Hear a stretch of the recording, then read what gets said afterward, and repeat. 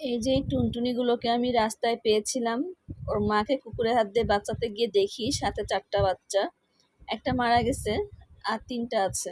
তো আলহামদুলিল্লাহ আমার কাছে আজকে প্রায় 7-6 দিনের মতো। তো দেখেন তারা কতটা বড় হয়ে গিয়েছে আর কত সাহস হয়ে গেছে, তারা গেট থেকে বাইরে চলে আসে। তা আপনারা সবাই জানেন যে আমার একটা পিঙ্কি বাচ্চা আছে বাসায়, ওর জন্য আমি বিড়াল বাসায় রাখতে পারি না, কারণ সে কোনো বিড়ালের কথা শুনতেই পারে না, বিড়ালের কথা শুনলেই সে অজ্ঞান হয়ে যায়। তো এর জন্য ওই বাসার নিচে যে গ্যারেজ, ওখানে তো থাকার জায়গা করেছি, আর 3 বেলা আমি খাবার দিচ্ছি। তো এই দেখেন কি দুষ্টুমি করছে। আর সবচেয়ে মজার ব্যাপার হচ্ছে যে এই পিচ্চিগুলো কিন্তু একজনও কেউ গ্যারেজের ভিতরে পটি করে না।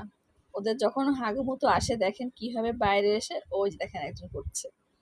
তা আমি এটাই অবাক হয়ে গেলাম যে এইটুক বয়সে তারা কি সুন্দর বোঝে যে গ্যারেজের ভিতরে করা যাবে না, বাইরে করতেছে।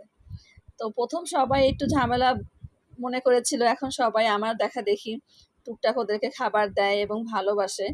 কিন্তু এই পাজিগুলো কারো খাবার খায় না, সে একমাত্র আমি যে খাবারটা দিব সেটাই খায়। তো সবাই দোয়া করবেন ওদের জন্য, ওরা যেন ভালো থাকে।